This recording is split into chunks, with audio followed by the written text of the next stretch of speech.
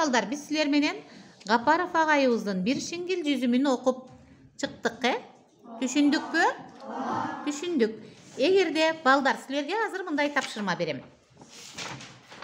Жомоктун аягында, азыр мен бир сүйлөмдү окуйм, силер кунт коюп уккула кандай тапшырма берилерин, макулбу? Сугалак бир шиңгил жүзүмдү бат эле түгөтүп, апасынын жонунда жүзүмдүн сабагы эле калды. Апасы аны билген да жок, шыпылдай басып, алдыга кетип калды. Артта калган сугалак коркконунан ыйлай баштады. Ушул жерден балдар, кана силер өзүңөр ойлонуп туруп, жомокту кандай бүтүрмөксүңөр? Ошондой каалагандай бүтүргүлөчү. Ким кандай бүтүрөт жомокту ойлоп таап. Бул жомокто негизи бизге ыйлап отурган сугалакты түлкү жеп кетти деди, Келгиле биз башкача ойлоп табалы. Ушул жомоктун аягын өзүбүздүн оюбуз менен бүтүрөлү. Ким кызыктуу жомок ойлоп табат кана?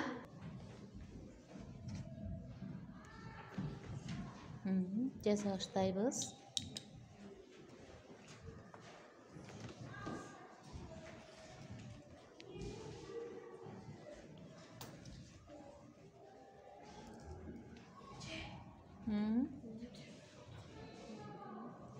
Жазıyor.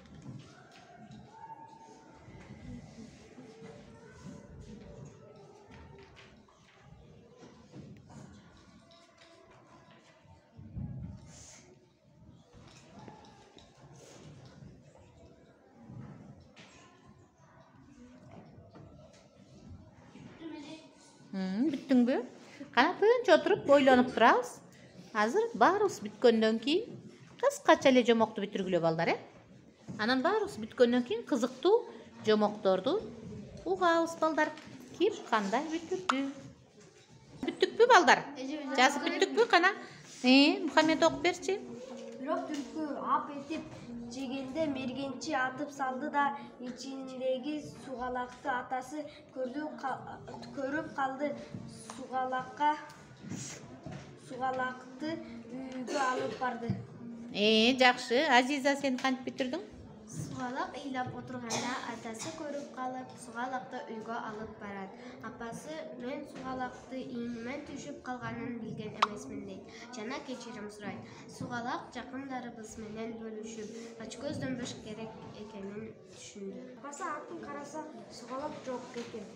Апасы артка барды, сугалакты таап үйгө алып кетти жана туугандарынан кечирим сурады. Кана жазганыңды көрөйүнчү. Жакшы. Кана Камил. Кана Амир, сен кандай уланттың жомокту? Сугалак ыйлап жатканда апасы угуп калып туткап базды. Анан сугалак айтты: "Апа, болду, мен эч качан ачкөз болбойм" деп сөз берди. Жакшы. Кана Айбике, сен окуп берчи. Сугалак ыйлап отурганда, сугалак апасын таппай койгондуктан бутундагы ийиздерин көрүп, ошол жактан басып келет. Апасын таап жанына келип окуяны. Сугалак кайра жүзүм алынган жерине барса, бир жүзүм калыптыр. Аны сугалак ала албай койду.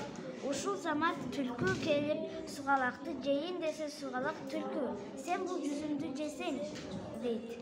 Түлкү жүзүмдү жесе, жүзүм түлкүгө жагып калды. Ошентип түлкү жүзүмдү жеп калыптыр. Сугалактын апасы келип алып кетти. Так, Аделина, сен кандай болду? Сугалак ыйлайт. Анан алдынан ачка карышкыр чыга калат. Карышкырдын шилекейи агып, сугалакты жеп салат. Энеси болсо сугалакты кечке издейт. Анан ал үйүнө ыйлап барып, эчтекеси жок келет. Ыйлап олтурган кезде сыйкырдуу таш көрөт. Ал ташты кызыктуу экен. Жандуу экенин көрүп чочуду. "Ой, бөжөк, сага эмне болду?" деди сыйкырдуу таш. "Мен апаман жоголуп кеттим" деди.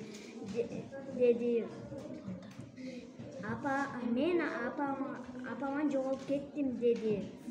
Анда мен жардам берейин деди.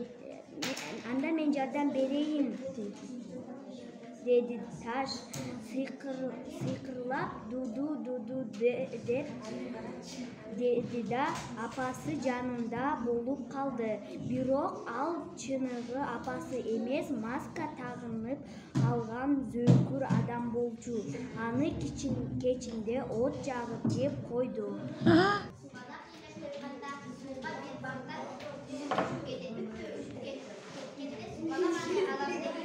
Угабыз. Апасы аны ыйлап жатканын угуп чуркап барат. Анан ал жүзүмдүн сабыктары менен аны алып чыгат. Анан сугалап экинчи очкой колдойм деп убадайчы. Сугалап